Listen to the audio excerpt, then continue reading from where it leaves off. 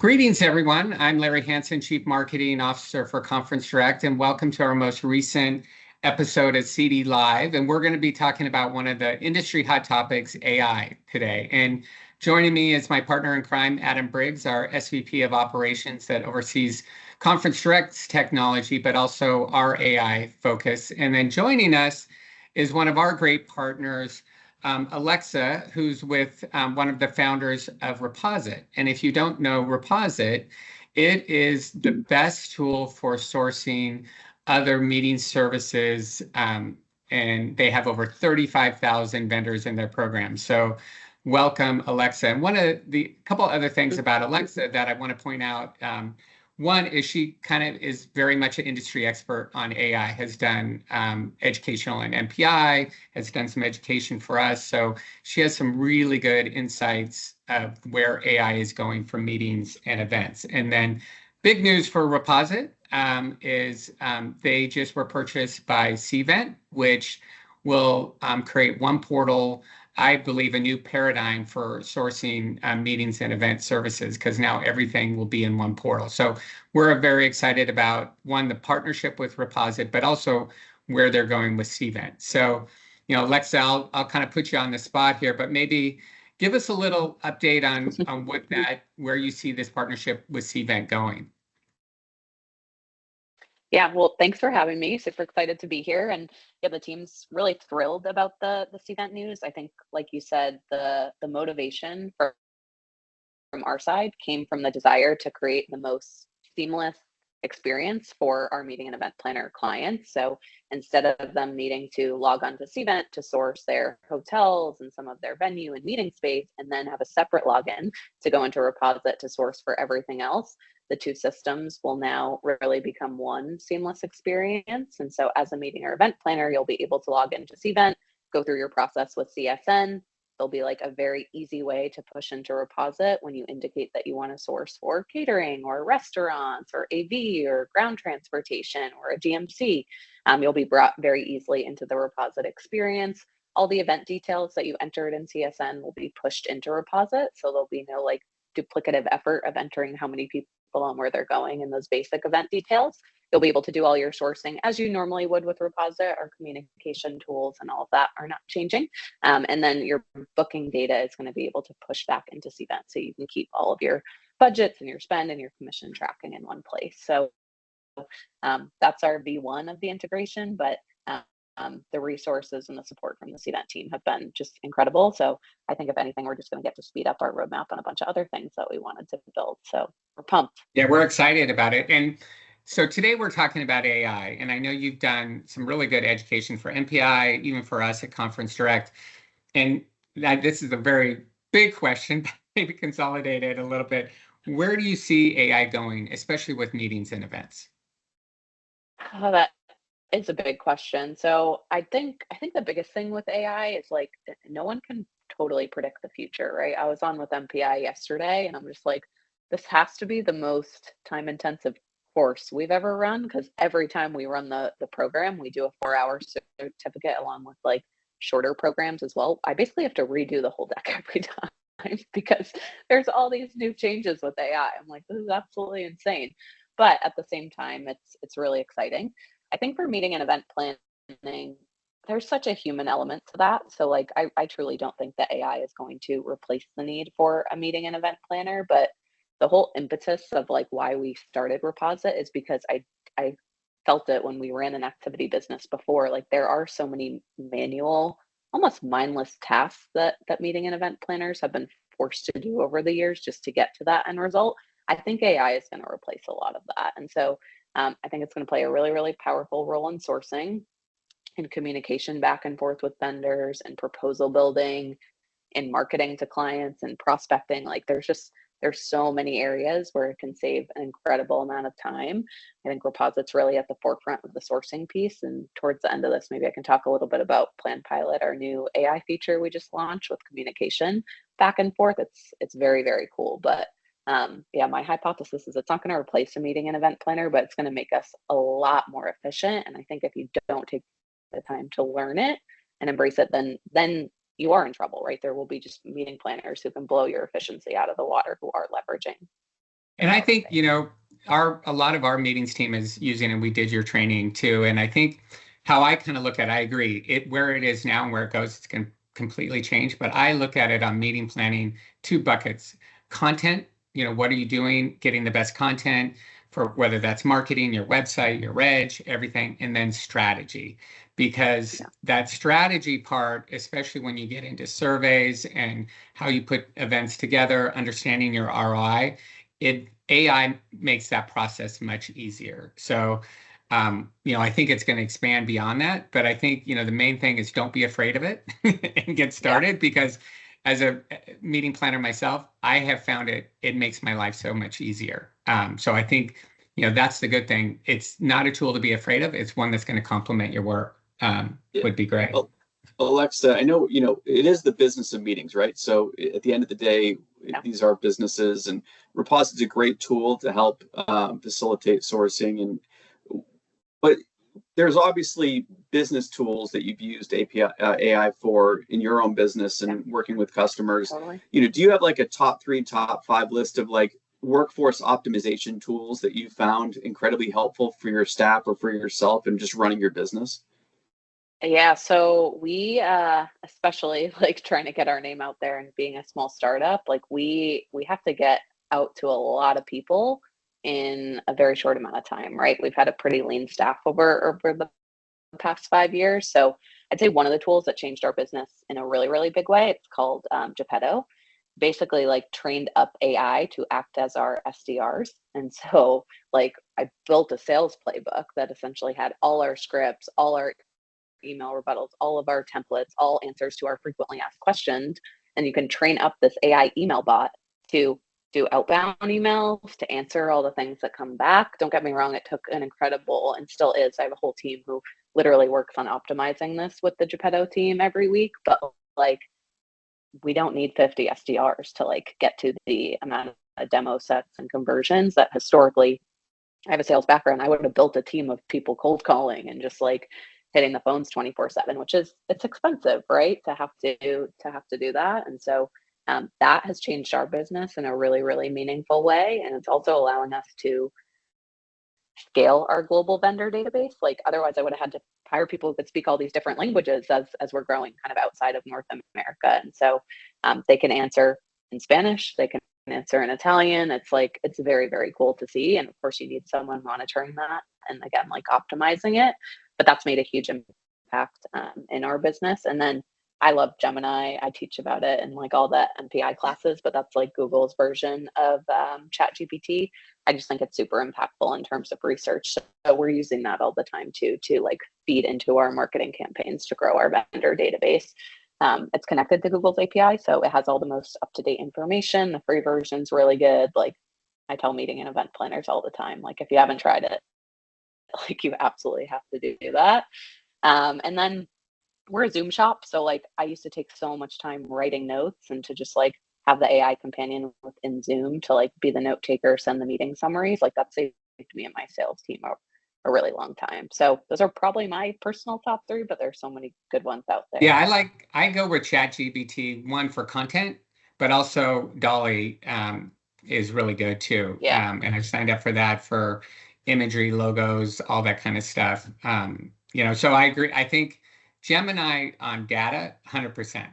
Content, I still go to ChatGPT. Yeah, I got ChatGPT on my phone. I can't live without it. Well, especially when you're looking at Sora too, I think the next generation and GPT 4.0, I think is amazing what they're starting to be able to do with that. And just to your point, having to redo your deck every month, basically, the rate of advancement with these tools.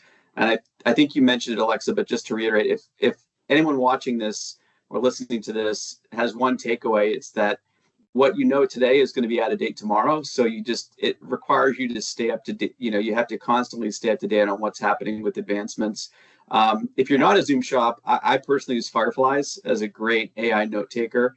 And it works cross-platform. And it also, what I like is it works as a standalone note taker for in-person meetings. You can just set up a recording and it'll transcribe everything. So there's great tools, but I think those are great ones. Alexa, I love Gemini too. I think Gemini, just the accessibility to modern data is unbelievable.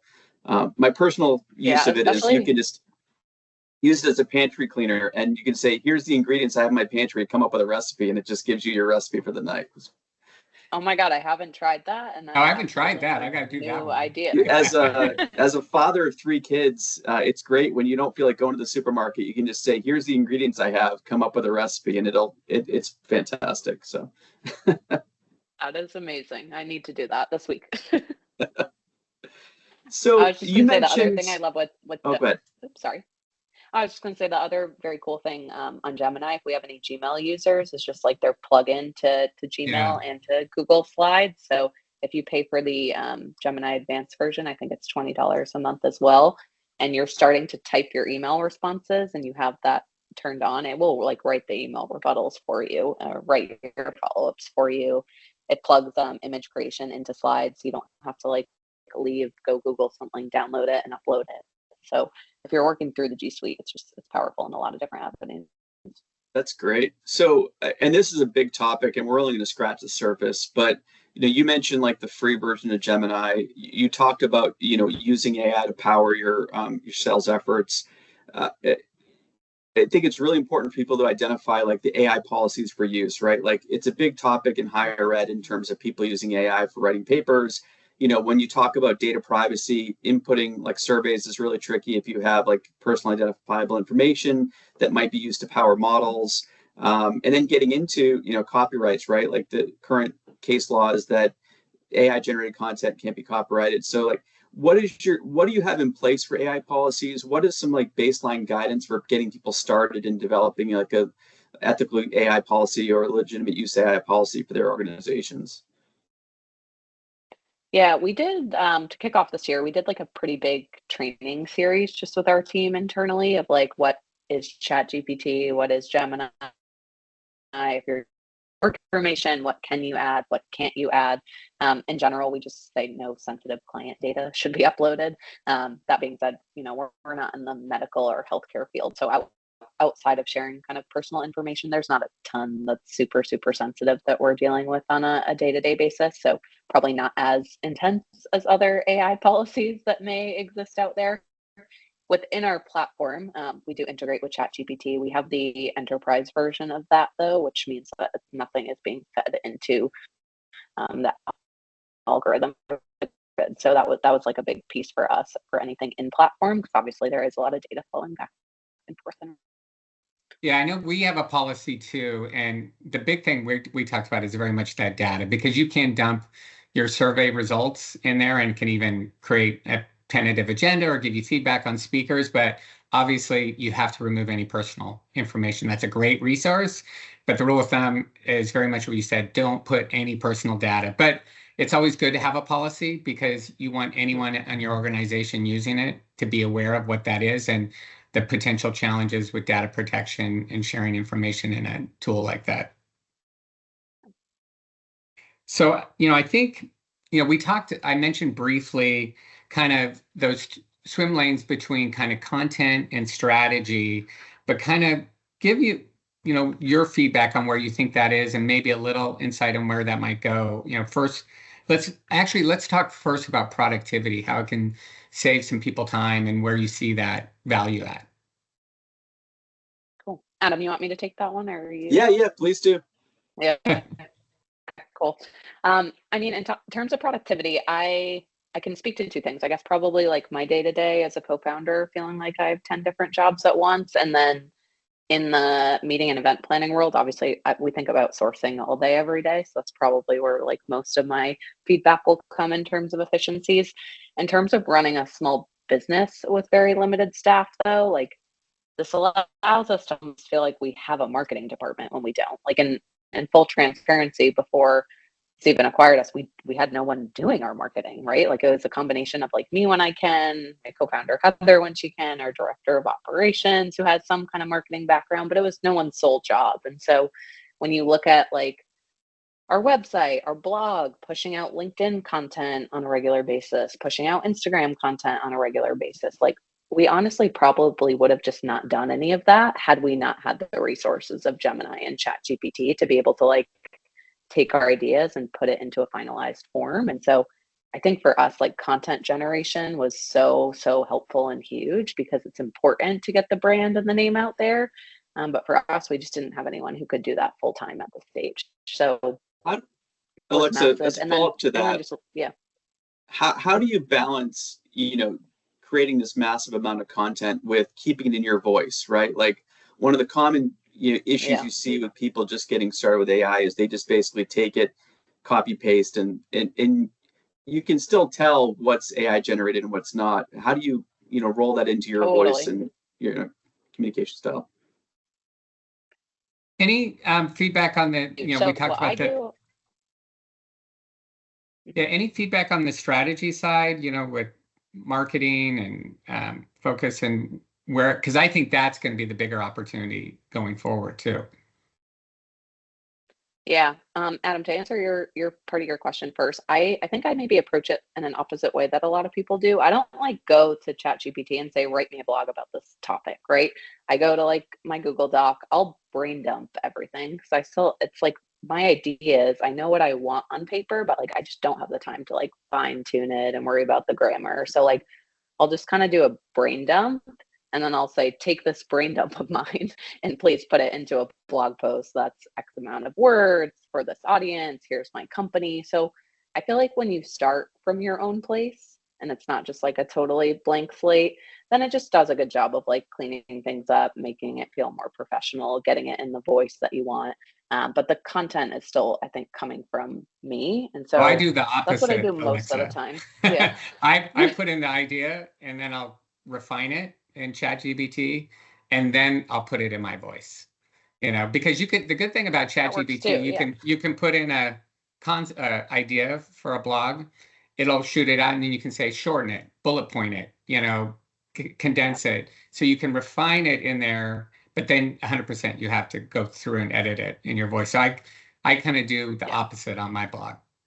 I think the key takeaway, though, for you got to do it those, one way or the other. Yeah. Alexi, I was just going to say the same thing. I think the key takeaway for both of those approaches is it requires your intervention to make it your own. And so anyone shouldn't just take an export and use it. You should always be making it your own. Yeah. So sorry, I got ahead of myself, but let's talk a little bit about that marketing creative, those other parts to where some of AI is at right now and the value of those. Yeah, Adam, you mentioned Sora. I think that's a pretty cool tool to explain to the audience if people haven't seen that in action yet. I don't know if you want to speak to it, but I watched a few just like sample videos and it's pretty mind-blowing. So I think that will go a really long way in marketing if you want to start there maybe.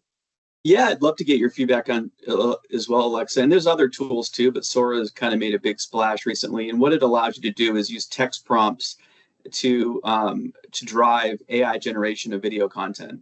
And the quality of the videos is stunning. And I think right now is at 90 seconds, but I'm sure that will grow. And what I'm really excited about is it's going to expose or empower a wider range of organizations to use high quality video content, right? Like many organizations can't afford to pay, the type of creative budget that would be required to create something like that right now with a team of creative staff. But now they'll be able to create like an intro video for an event, right? Like for a general session, walk up, and even just things where you could say, create a video showing a flyover of the Golden Gate Bridge into Moscone, walking up to this stage, right? And then have the, keynote walk up as that video finishes up, right? So there's amazing things you can do, and it's only going to get better. But it's certainly, I think there's concerns about, job stability for creative, but I'm more excited about the layer or veneer of events that it's going to allow to have that level of production that currently can't do it at all. Is really where I'm excited about. Canva does a lot of that too. Like I've created logos in Canva, customized stuff, and even Shutterstock is, getting AI plugins that are making it easier. And I'm seeing them improve a lot. Like I created a logo for a little event last week in like 2 minutes, and it looked really good. And I had rights to use it. So they'll tell you, you can use this or no, you can't use this. But I see creative really helping a planner, do it themselves. The ChatGPT, even from like the strategy perspective, we usually do this in one of the MPI courses, but like you can ask ChatGPT, say like, hey, I have an event, it's 1 year out, it's this many people, it's in this location.